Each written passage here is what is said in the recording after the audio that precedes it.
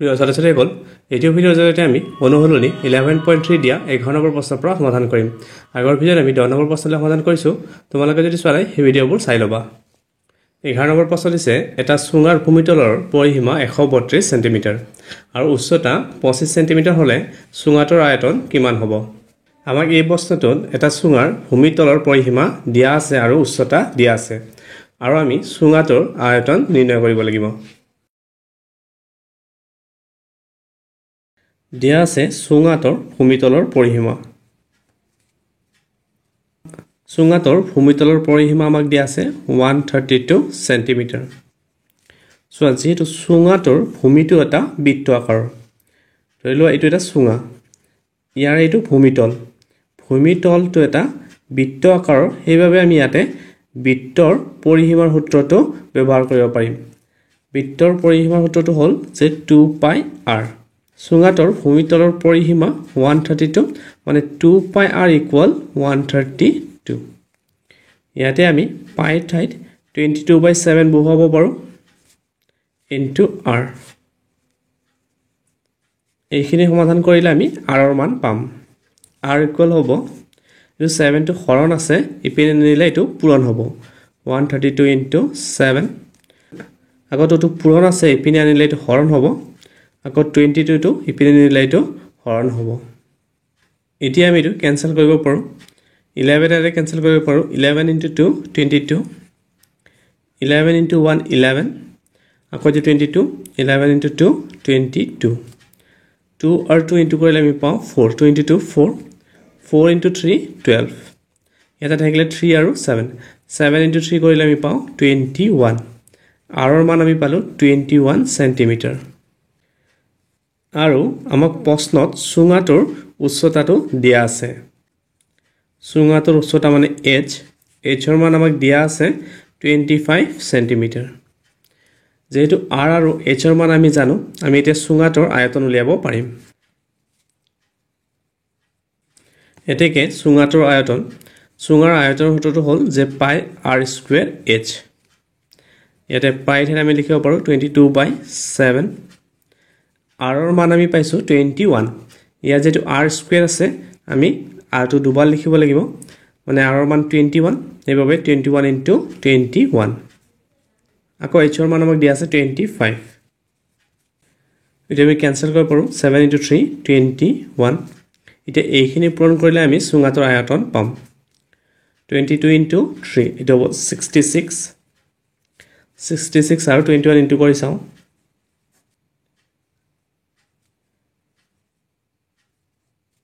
এটা আমি 25 ইনটু কৰিম এটো পালো 34650 34650 এটো হ'ব ঘন সেন্টিমিটাৰ এটো হ'ল চুঙাটোৰ আয়তন এতিয়া 12 নম্বৰ প্ৰশ্ন দিছে দুটা সম আয়তনৰ চুঙাৰ উচ্চতাৰ অনুপাত 1:4 হলে ইয়াৰ ব্যাসাৰ্ধৰ অনুপাত কিমান আমাক এই প্ৰশ্নটোত দুটা সম আয়তনৰ চুঙাৰ উচ্চতাৰ অনুপাত দিয়া আছে দুটা সম আয়তনৰ চুঙা মানে দুটা চুঙাৰ কথা কৈছে আৰু সেই চুঙা দুটাৰ আয়তন সমান আৰু আমাক সেই চুঙা দুটাৰ উচ্চতাৰ অনুপাত আমাক দিয়া আছে উচ্চতাৰ অনুপাতটো হ'ল 1:4 যদি উচ্চতাটোৰ অনুপাত 1:4 হয় তেতিয়া হলে ব্যাসাৰ্ধৰ অনুপাত কিমান হ'ব আমি উলিয়াব লাগিব সো প্ৰশ্নত যেহেতু সম আয়তন বুলি দিয়া আছে মানে চুঙা দুটাৰ আয়তন সমান আৰু উচ্চতাৰ অনুপাত 1:4 ইয়া যেহেতু উচ্চতাৰ অনুপাত 1:4 দিয়া আছে আমি উচ্চতাটো ধৰি লম যে 1x আৰু 4x মানে এটা চুঙাৰ উচ্চতা আমি ধৰিম 1x আৰু আনটো চুঙাৰ উচ্চতাটো আমি ধৰিম 4x 1x মানে x বুলি ধৰিব পাৰো মানে এটা চুঙাৰ উচ্চতাটো আমি x বুলি ধৰিম আৰু আনটো চুঙাৰ উচ্চতাটো আমি 4x বুলি ধৰিম আৰু আমাক চুঙা দুটাৰ ব্যাসাৰ্ধৰ অনুপাত উলিয়াব দিছে যেটো ব্যাসাৰ্ধ আমি নাজানো সেইভাবে আমি ব্যাসাৰ্ধটো r1 আৰু r2 বুলি ধৰি লম আৰু ইয়াত যেহেতু চুঙা দুটাৰ আয়তন সমান চুঙাৰ আয়তনৰ সূত্ৰটো কি চুঙাৰ আয়তনৰ সূত্ৰটো হ'ল যে পাই r স্কয়াৰ h আমি ইয়াতে আয়তন দুটা সমান বুলি ধৰি লৈ এই প্ৰশ্নটোৰ ব্যাসাৰ্ধৰ অনুপাত উলিয়াম প্ৰথমতে আমি চুঙা দুটাৰ উচ্চতাটো ধৰি লওঁ ধৰা হ'ল চুঙা দুটাৰ উচ্চতা এটাৰ উচ্চতা আমি x বুলি ধৰি লৈছোঁ আনটোৰ উচ্চতাটো আমি ধৰি লওঁ 4x যেহেতু অনুপাতটো দিয়া আছিলে 1:4 সেইভাবে এটাৰ উচ্চতাটো আমি ধৰি লৈছোঁ 1x মানে এইটো x এ বুজায় আৰু এটা 4x যেহেতু এটা 4 আছে সেইভাবে আনটোৰ উচ্চতাটো 4x আৰু আমাক ব্যাসাৰ্ধ দিয়া নাই আমি ব্যাসাৰ্ধটো ধৰি লওঁ আৰু ব্যাসাৰ্ধ মানে r বুজায় যেহেতু এটা দুটা চুঙা আছে এটা হ'ব r1 আৰু আনটো আমি r2 বুলি ধৰি লওঁ আৰু প্ৰশ্নত আমাক চুঙা দুটাৰ আয়তন সমান বুলি কৈছে প্ৰশ্নমতে চুঙা দুটাৰ আয়তন সমান গতিকে আমি লিখিব পাৰোঁ যে চুঙাৰ আয়তনৰ সূত্ৰটো কি পাই r² h সো এটাৰ আমি আয়তন r1 বুলি ধৰিছোঁ এটো r1 আৰু উচ্চতাটো আমি h1 বুলি ধৰি লওঁ চুঙা দুটাৰ আয়তন সমান এটা চুঙাৰ আয়তন এইটো আনটো চুঙাৰ আয়তন কি হ'ব পাই r² h হ'ব কিন্তু r ঠাইত হ'ব r2 আৰু h ঠাইত হ'ব h2 সো প্ৰশ্নত আয়তন সমান বুলি দিছিলে সেইভাবে আমি আয়তন সমান বুলি ধৰিছোঁ কিন্তু r ৰ মান বেলেগ আৰু h ৰ মান বেলেগ সেইভাবে r2 ক আমি ধৰিছোঁ যে এটা r1 এটা r2 আৰু উচ্চতাটো এটা h1 আৰু এটা h2 এতিয়া সো এটা আমি কি কৰিব পাৰোঁ পাই r2 আমি যেটো উলিয়াম r1² আৰু h1 উচ্চতাটো আমাক কি বুলি দিয়া আছিল যে 1:4 সেইভাবে এটা উচ্চতা আমি x ধৰিছিলোঁ আনটো 4x ইয়াতে h1 ৰ ঠাইত আমি x লিখিব পাৰোঁ ইকুয়াল আকৌ এটো পাই r2² আৰু h2 ৰ হলনে আমি লিখিব পাৰোঁ 4x এতিয়া সো ইয়াতে পাই আৰু এটো পাই আমি কেনসেল কৰিব পাৰোঁ আৰু এটো x আৰু এটো x আমি কেনসেল কৰিব পাৰোঁ ইয়াতে থাকিলে r1² আৰু ইপিনে থাকিলে r2² into 4 এতিয়া r2 টো পূৰণ হৈ আছে ইপিনে আনিলে এটো হৰণ হ'ব আমি এনেকুৱাকৈ লিখিব পাৰোঁ যে r1² by r2² ইয়াতে থাকিলে 4 হৰত একো নাই মানে আমি 1 লিখিব পাৰোঁ এতিয়া সো আমি কি কৰিব পাৰোঁ এটো r1 by r2 আমি এনেকুৱাকৈ লিখিব পাৰোঁ ইয়াত যেহেতু স্কয়াৰ আছে আমি হোল স্কয়াৰ এনেকুৱাকৈ লিখিব পাৰোঁ আকৌ ইপিনে 2/1 হোল স্কয়াৰ এনেকুৱাকৈ লিখিব পাৰোঁ কাৰণ 2 ক স্কয়াৰ কৰিলে 4 হয় আৰু 1 ক স্কয়াৰ কৰিলে 1 হয় দুই পিনে স্কয়াৰটো আমি কেনসেল কৰিব পাৰোঁ ইয়াতে থাকিলে r1 by r2 আৰু ইপিনে থাকিলে 2/1 এটোক আমি অনুপাতত লিখিব পাৰোঁ এনেকুৱাকৈ r1 to r2 আৰু ইপিনে আমি লিখিব পাৰোঁ 2:1 আমাক যেহেতু ব্যাসাৰ্ধৰ অনুপাত উলিয়াব দিছিলে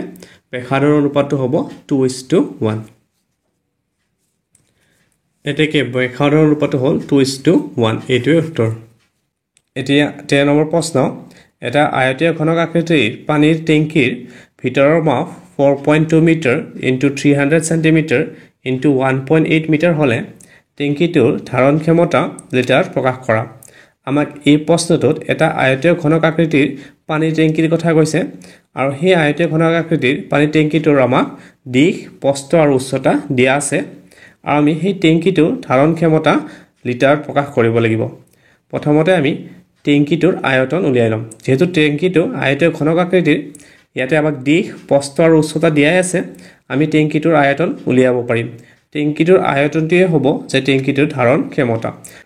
আৰু আমি টেংকিটোৰ আয়তনটো উলিয়াই টেংকিটোৰ আয়তনটো আমি লিটাৰত প্ৰকাশ কৰিম যেহেতু প্ৰশ্নত আমাক লিটাৰত প্ৰকাশ কৰিব দিছে প্ৰথমতে আমি লিখি লওঁ যে দিয়া আছে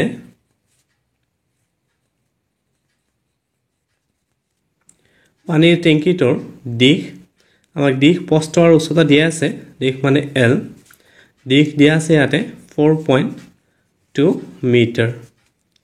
আৰু প্ৰস্থ মানে B প্ৰস্থ দিয়া আছে 300 সেন্টিমিটাৰ যেহেতু আমি টেংকিটোৰ আয়তন উলিয়াবলৈ হলে আমাক এককটো একে লাগিব ইয়াতে এককটো মিটাৰ আৰু ইয়াৰে এককটো সেন্টিমিটাৰ যেটো একে নহয় এটো আমি মিটাৰত প্ৰকাশ কৰিম 300ক যদি আমি মিটাৰত প্ৰকাশ কৰোঁ আমি 100 ৰে হৰণ কৰিব লাগিব মানে 100 সেন্টিমিটাৰ সমান 1 মিটাৰ সেন্টিমিটাৰক আমি মিটাৰত প্ৰকাশ কৰিবলৈ হলে 100 ৰে হৰণ কৰিব লাগিব 100 ৰে হৰণ কৰিলে আমি পাওঁ এটো শূন্য কাটিব পাৰোঁ এটো হ'ল 3 মিটাৰ আৰু আমাক উচ্চতা দিয়া আছে উচ্চতা মানে h উচ্চতা প্ৰশ্নত দিয়া আছে 1.8 মিটাৰ যেহেতু ইয়াৰে এককটো মিটাৰ আমি হলনি কৰিব নালাগে এতিয়া আমি পানী টেংকিটোৰ আয়তন উলিয়াই লওঁ যেহেতু টেংকিটো এটা আয়তীয় ঘনক আকৃতিৰ সেইবাবে আয়তীয় ঘনকৰ আমি আয়তনৰ সূত্ৰটো ব্যৱহাৰ কৰিম এটো হয় দিশ পূৰণ প্ৰস্থ পূৰণ উচ্চতা L * B * h ইয়াতে L ৰ ঠাইত আমি লিখিব পাৰো 4.2 B ঠাইত আমি লিখিব পাৰো 3 আৰু h ৰ ঠাইত আমি লিখিব পাৰো 1.8 এতিয়া আমি এখিনি পূৰণ কৰি চাওঁ 4.2 * 3 দশমিক এটা সংখ্যাৰ পিছত আছে এটা সংখ্যাৰ পিছত বহিব আকৌ আমি 1.8 এৰ পূৰণ কৰিম ইয়াত দশমিক দুটা সংখ্যাৰ পিছত আছে এটা দুটা সংখ্যাৰ পিছত বহিব এটো হল 22.68 ঘন মিটাৰ এটো হল টেংকিটোৰ আয়তন আমাক প্ৰশ্নত টেংকিটোৰ ধাৰণ ক্ষমতাটো উলিয়াব দিছিলে এতিয়া আমি টেংকিটোৰ ধাৰণ ক্ষমতা বা কেপাসিটিটো উলিয়াম সো টেংকিটোৰ আয়তন হল 22.68 ঘন মিটাৰ এতিয়া ঘন মিটাৰক আমি লিটাৰত প্ৰকাশ কৰিম তোমালোকে মনত ৰাখিবা যে 1 ঘন মিটাৰত 1000 লিটাৰ যেতিয়া তোমালোকে ঘন মিটাৰক লিটাৰত প্ৰকাশ কৰিব লাগে তেতিয়া হলে কি কৰিব লাগিব 1000 এৰে পূৰণ কৰিব লাগিব যেহেতু 1 ঘন মিটাৰ সমান 1000 লিটাৰ এইভাবে আমি ইয়াতে কি পাইছো 22.68 ঘন মিটাৰ এই ঘন মিটাৰক আমি লিটাৰত প্ৰকাশ কৰিবলৈ হলে 1000 এৰে পূৰণ কৰিব লাগিব এটা লিটাৰ হ'ব সো এটো পূৰণটো একেবাৰে সহজ 2268 ইয়াতে শূন্য কেইটা আছে তিনিটা ইয়াতে শূন্য তিনিটা বহুৱাই দিবা এটা দশমিক কেইটা সংখ্যাৰ পিছত আছিল দুটা 1 2 ইয়াতে দুটা সংখ্যাৰ পিছত দশমিক বহুৱাই দিবা 1 2 ইয়াতে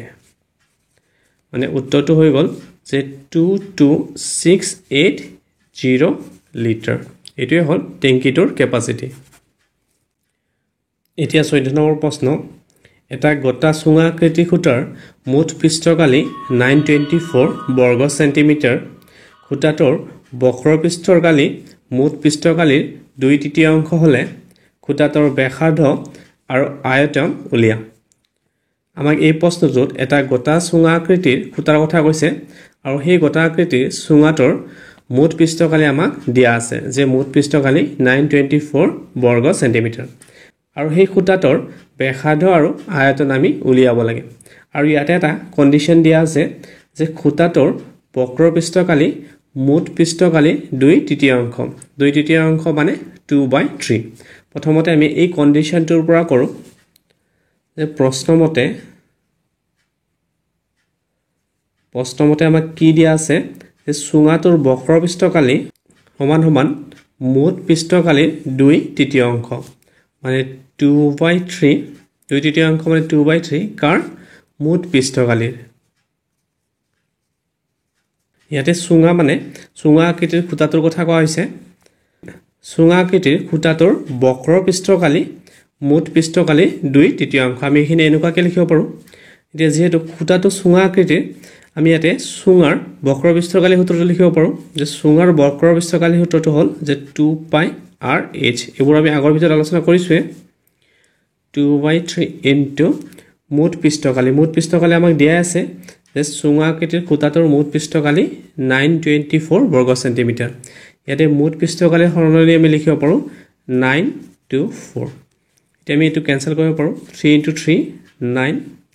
0 3 * 8 24 ইয়াতে আমি এনেকুৱাকৈ লিখিব পাৰো যে 2πrh সমান এটো পূৰণ কৰিলে আমি কিমান পাম 8 * 2 16 3 * 2 6 616 ইয়াতে আমি 2πrh ৰ মান উলিয়াই থিলো এটো আমি 1 নম্বৰ সমীকৰণ বুলি দি থওঁ আকৌ আমি এনেকুৱাকৈ লিখিব পাৰো যে চুঙাটোৰ বা চুঙা আকৃতিৰ খুটাটোৰ মুঠ পৃষ্ঠকালি আমাক দিয়া আছে আমি ইয়াৰ পৰা লিখিব পাৰো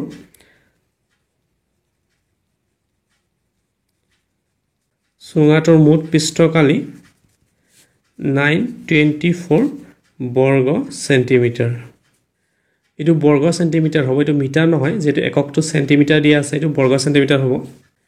এতিয়া চুঙাৰ মুঠ পৃষ্ঠকালি সূত্ৰটো আমি লিখিব পাৰো যে 2πrh + 2 পাই r স্কয়াৰ এটো হল সুঙাৰ বা সুঙা আকৃতিৰ খুঁটাটোৰ মুঠ পৃষ্ঠকালীন সূত্ৰ এইবোৰ সূত্ৰ আমি আগত আলোচনা কৰিছোৱে এতিয়া 2 পাই r h ৰ হলনে আমি 616 লিখিব পাৰো এটা আমি লিখিম যে 616 প্লাস 2 পাই r স্কয়াৰ ইকুয়াল 924 এটা 612 প্লাস আছে এপিনে নিলে এটো মাইনাস হ'ব ইয়াতে লিখিব পাৰো 2 পাই r স্কয়াৰ ইকুয়াল 924 minus 616 924 ৰ পৰা 616 মাইনাস কৰিলে আমি কিমান পাওঁ আমি পাওঁ 308 এতিয়া ইয়াতে আমি 2 into pi মান লিখিব পাৰো pi মান 22/7 into r square equal 308 এতিয়া এইখিনি সমাধান কৰিলে আমি r ৰ মান পাম এটো হৰণ আছে এপিনে গলে এটো পূৰণ হ'ব 308 into 7 আৰু এটো পূৰণ আছে এপিনে গলে এটো হৰণ হ'ব 2 ৰে কেনসেল কৰিব পাৰো 2 into 1 2 10 2 into 5 10 2 into 4 8 22 7 এৰে ইনটু কৰিলে আমি পাওঁ 154 7 আৰু 7 ইনটু কৰিলে হয় 49 r স্কয়াৰ মান আমি পালো 49 এটাকে r ৰ মান হ'ব 49 ৰ বৰ্গমূল উলিয়াম 49 ৰ বৰ্গমূল মানে 7 এটো r ৰ মান হল 7 সেন্টিমিটাৰ আমাৰ প্ৰশ্নত প্ৰথম ভাগটোত খুঁটাটোৰ ব্যাসাৰ্ধ উলিয়াব দিছিলে খুঁটাটোৰ ব্যাসাৰ্ধ হ'ব 7 সেন্টিমিটাৰ আমি ইয়াতে r ৰ মান পালো 7 সেন্টিমিটাৰ r মানে ব্যাসাৰ্ধ যেহেতু খুঁটাটোৰ আমি ব্যাসাৰ্ধ পালো এটা আমি খুঁটাটোৰ উচ্চতাটো উলিয়াব পাৰিম কাৰণ আমাক প্ৰশ্নত খুঁটাটোৰ আয়তন উলিয়াব দিছে খুঁটাটোৰ আয়তন খুঁটাটো যেহেতু সুঙা আকৃতিৰ সুঙাৰ আয়তনৰ সূত্ৰটো হ'ল যে পাই r স্কয়াৰ h আমি খুঁটাটোৰ আয়তন উলিয়াবলৈ হলে এই সূত্ৰটো ব্যৱহাৰ কৰিব লাগিব ইয়াতে আমাক r ৰ মান আৰু h ৰ মানৰ প্ৰয়োজন হ'ব r ৰ মানটো আমি পালো এটা আমি h ৰ মানটো উলিয়াম এতিয়া আমি এই r ৰ মানটো এই 1 নম্বৰ সমীকৰণত বহুৱাই দিম ইয়াতে যে আমি 1 নম্বৰ সমীকৰণটো পাইছিলো ইয়াতে আমি r ৰ মানটো বহুৱাই দিলে h ৰ মানটো পাম এতিয়া আমি 1 নম্বৰ সমীকৰণৰ পৰা লিখিব পাৰো যে 1 নম্বৰ সমীকৰণৰ পৰা 1 নম্বৰ সমীকৰণটো আমি পাইছিলো 2 পাই rh ইকুয়াল 616 বৰ্গ সেন্টিমিটাৰ ইয়াতে আমি 2 into pi মানে 22/7 লিখিব পাৰো r ৰ মান আমি পাইছো 7 ইয়াতে 7 লিখিব পাৰো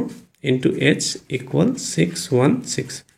ইয়াতে 7 আৰু 7 কেনসেল কৰিব পাৰো 22 আৰু 20 কৰিলে হয় 44 44 টো পূৰণ আছে এপিনে গলে এটো হৰণ হ'ব h ৰ মান আমি লিখিব পাৰো যে 616/44 এটা আমি 11 এৰে কেনসেল কৰিব পাৰো 11 into 4 44 11 into 5 55 11 into 6 66 আকৌ 4 এৰে কেনসেল কৰিব পাৰো 4 into 1 4 16 4 into 4 16 h ৰ মান আমি পালো 14 সেন্টিমিটাৰ আমি যেটো r আৰু h ৰ মান পালো এতিয়া আমি সুঙা আকৃতিৰ খুঁটাটোৰ আয়তন উলিয়াব পাৰিম যেটো সুঙা আকৃতিৰ খুঁটাটোৰ আয়তন হ'ব পাই r স্কয়াৰ h আমি r ৰ মান পালো আৰু h ৰ মান পালো এই সূত্ৰটোত বহুৱাই দিলে আমি খুঁটাটোৰ আয়তন পাম এতেকে খুঁটাটোৰ আয়তন যেটো খুঁটাটো সুঙা আকৃতিৰ সুঙাৰ আয়তনৰ সূত্ৰটো হ'ল পাই r স্কয়াৰ h ইয়াতে পাই মানে হ'ব 22/7 r ৰ মান আমি পাইছো 7 ইয়াতে যেটো স্কয়াৰ আছে 7 আমি দুবাৰ লিখিব লাগিব 7 into 7 এনেকুৱাকৈ আমি লিখিব পাৰো h ৰ মান আমি পাইছো 14 তো আয়তনটো হ'ব ঘন সেন্টিমিটাৰ এটো 7 আৰু 7 কেনসেল কৰিব পাৰো এতিয়া এইখিনি পূৰণ কৰিলে আমি সুঙাটোৰ আয়তন পাম 154 into 14 এটো পালো 6512 আমি সুঙাটোৰ আয়তন পালো 2156 ঘন সেন্টিমিটাৰ এটোৱে উত্তৰ